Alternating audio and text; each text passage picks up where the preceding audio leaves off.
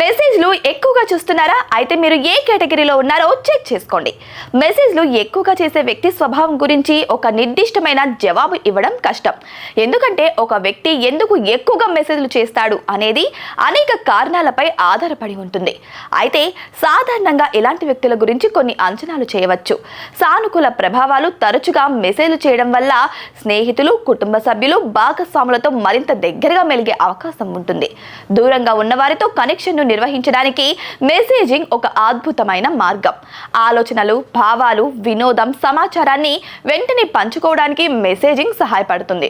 Phone calls చేయడం కంటే message చేయడం సులభం మరియు తక్కువ సమయం తీసుకుంటుంది. మెసేజ్లను ఎలా సమర్థవంతంగా ఉపయోగించాలి అంటే ఇప్పుడు తెలుసుకుందాం. మెసేజింగ్తో పాటు ఇతర కార్యకలాపాలకు సమయం కేటాయించండి. ఎప్పుడు ఎవరితో మెసేజ్ చేయాలి అనే దానిపై స్పష్టమైన నియమాలు పెట్టుకోండి.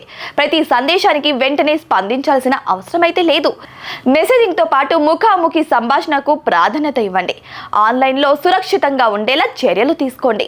అయితే మెసేజింగ్ టైంలో కొన్ని జాగ్రత్తలు తీసుకోండి. మెసేజింగ్ ఒక అద్భుతమైన సాధనం, కానీ దాన్ని జాగ్రత్తగా ఉపయోగించాలి. సమతుల్యతను కాపాడడం మరియు సరిహద్దులను నిర్ణయించడం ద్వారా మెసేజింగ్ను సానుకూల అనుభవంగా మార్చుకోవచ్చు.